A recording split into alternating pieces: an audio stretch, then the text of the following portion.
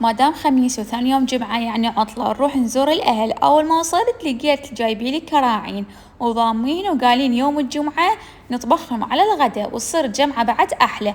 وهنا أم ما مقصرة، حمص الوجبة كله منقعته وتريد السلقة وتسوي طبخات، بس لقيته هسه على النص بس ويا الكراعين. شوفوا هذا شكلهن، أبويا جايبهن ومقطعهن بهذا الشكل، وهسه نغسلين كل الزين ونحط عليهن الحمص ونحط مي ونحطن على النار.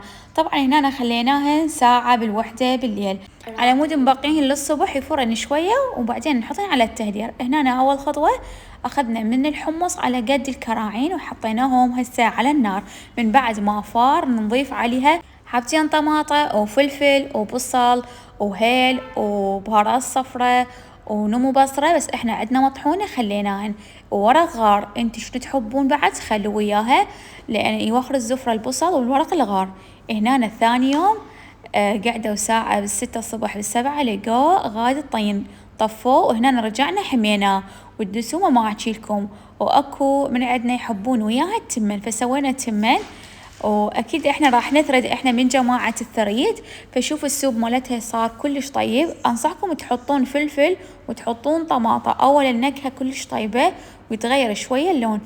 وعلينا وعليكم بألف عافية، لا تنسون اللايك والمتابعة.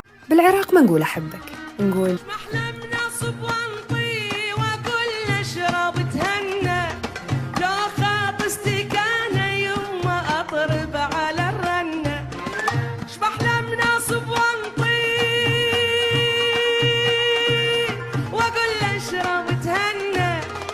أكيد ورا العشاء لازم نحتاج سهرة حلوة مع الأطفال ومع الزوج، ونحط بيها هالحبشكلات اللي تحبوها.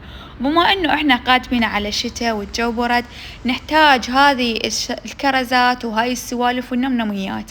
أول شي سويت لهم قهوة شوكولاتية لأن كلش يحبوها، ولازم نحط على الوجه فستق الحلبي. بس أنا هالمرة جبت الكراتين للبيت على مود ما أحتار وأدز الأطفال الأسواق كل ساعة. فجبت أنواع من الكرزات من شركة البطريق، وجبت أنواع الجباسة هم من شركة البطريق، فجبتهم بالجملة وجبتهم للبيت على مود ما أحتار. فلازم أنا هنا القهوة الشوكولاتية يحتاج لها فستق حلبي على الوجه، فأني من شركة البطريق لقيت فستق وطحنته وحطيته على الوجه. هاي السوالف من شركة البطريق، تابعوهم وشوفوا شغل. كنتاكي ذايب ذوب من الداخل ومن الخارج يكون مقرمش يجنن ما أوصف لكم. وهنا عندكم الفيلر، شوفوا بطنه شلون أبيض ومن الخارج يكون مقرمش. وهنا الريزو ترسيها صلصة ودجاج بعينكم، ترسيها ترس ما شاء الله. طبعا هاي القطع الكبيرة دا تشوفوها، طبعا أغلب المطاعم اللي كنت أستلم من عندهم طلبات يكون القطع كلش صغار، هالمرة القطعة كلش كبيرة بحيث وحدة راح تكفيك.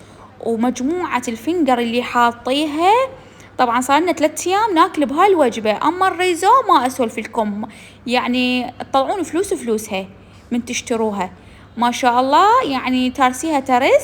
طبعا أحب المطاعم الكريمة هيك تكون يعني يقدموها للشخص، من تقولي لهم أريد ريزو يجيبولك صحن مملي. أما الفيلر هذا يكون شكله، والفنجر ما شاء الله همينه كلش هواية. الصمون شايفين كمية الصمون اللي جايبيها ويا الوجبات، والصلصات ما أحكي لكم تكون صلصات أما بعلب أما هذه تكون سفري. شوفوا شكلها هذا قدامكم، المنظر يحكي عن نفسه. طبعا هذين السوالف اللي أجيبهن كلهن من مطعم فايكنج برجر. عنوان المطعم حلة شارع 60 مقابل مدينة حمرابي. راح أحط لكم حسابهم، تابعوهم وشوفوا أكلاتهم وعروضهم اللي سووها. جبت هذا السمك اللي يعيش في البازل ويمنا كلش غالي، ما أعرف شنو السبب، ومع إن ندوره كلش هواية ومرة بالشهر يلا أجيبه. جاب لنا إياه كيلوين سعره 5 أو 6000، وأهل البصرة يقولون يمنا بربع دينار، ومرات أصلا ما نشتري يسموه بلطي أو ما أعرف شنو اسمه، ممكن تكتبوا لي بالتعليقات. بس هو شكله مثل السمك الكبار الشوي. بس هسه من راح أنظفه وأفتحه ريحة البازل كلش مبينة بيه، بس قلت خلي أنظفه واغسله كل زين واملحه واحط له طحين، اريد اشوف شلون مثل زينب بنت الديوانيه يقسي بعدها. وهذا يعيش مرات بالانهار ومرات بالبزل، فقال راح اجيب لك اللي يعيش بالنهار، فطلع اللي عايش بالبزل وريحه بطنه تقتل، ما اعرف شنو هو هذا الخضار اللي طلع. فقلت مو مشكله خلي انظفه، وطلع بيه اسود. هذا اللي يعيش بالبرك، فنظفته هيجي بالسكينة وهذا الشكل. وهسه اروح اقلي. اول شي لازم اسوي وياه تمن عنبر، ومن بعدها راح ارش عليه رشة ملح وطحين على مود يقسب ويطلع مقرمش عندي وما يلزق عندكم بالطاوة. فعندي هاي الطاوة الحلوة اليابانية، قلت خلي احط له طحين على مود يطلع كلش طيب ويغير شوية من نكهته. وبنات صحيح هو اكو يعيش بالنهر واكو يعيش بالبازيل، ولا هو اثنين نفس الشي، واحنا نجيبه من مكان كلش بعيد لان يمنا من بيعوه وما حد ياكله، بس انا كلش احبه ومرة بالشهر ناكله. وهذا شكله النهائي طلع كلش طيب. لا تنسون اللايك والتعليق والمتابعة.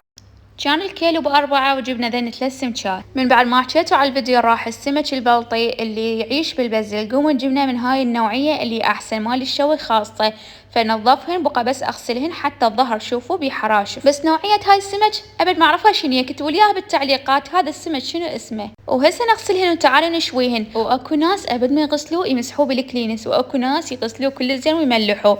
انتم من يا جماعة، اني ابد ما اشويه بدمه، لازم اغسله كل زين. متابعين طلعوا كلهم سماكين ويحبون السمك، لان فيديوهات السمك ما شاء الله كلها تطق، وخاصة من انشر فيديو زينب بنت الديوانية السمك مالتها. تدرون احنا نجيب السمك بس ما اعرف شنو اسمه، احس السمك مش شابه، بس انتو شلون تعرفوا هذا اسمه عن هذا الاسم؟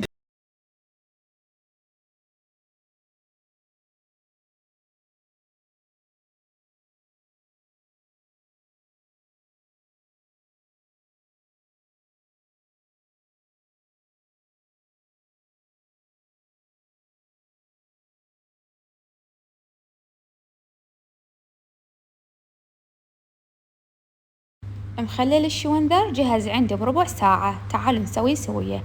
هو علاج الفقر الدم، وأنا اللي أعرفه يفيد فقر الدم وبعد يفيد ليا علاج. اكتبونا بالله بالتعليقات. ناس تقول أبو الضغط ما يصير ياكله، صحيح أو لا؟ وهنا تشوفوا اللون يجنن، فحتى يستخدموه للتنت. هنا أنا عندي 5 حبات قشرتهم بهذا الشكل، ومن بعدها أغسله وأقطعه ترديه مكعبات دوائر أو أقلام. أنا سويتها بهذا الشكل، لونه يجنن يجنن لونه. سويته بهذا الشكل وأحطه بهذا القدرية، وأضيف عليه نفس الطاسة اللي عندي أضيف عليه مرتين مي، وأحطه على النار بدون أي إضافات. أكو ناس تحط وياه ملح، أني هسه راح أطبقه وأعيفه على النار يغلي، وأني يعني أراقبه أشوف السمك اللي أنا أريده هيجي بهذا الشكل، لأن أني ما راح أخلله فقط ناكله بسرعة بس يبرد. أضيف عليه نومية ورمان، وحطوا دبس الرمان. إذا ما عجبكم حطوا خل التفاح أو حوامض أو لمندوزي وحطوا عليه رشة ملح. هو رأسا راح يستوي عندكم وما يراد له شي ثاني يوم تاكلوه. ومرات حتى أكله هيك وحده بدون أكل، لأن كلش مفيد، وخاصة اللي يصير عندهم خمول وما يقدرون وجههم أصفر يقدرون ياكلوه. لا تنسون اللايك.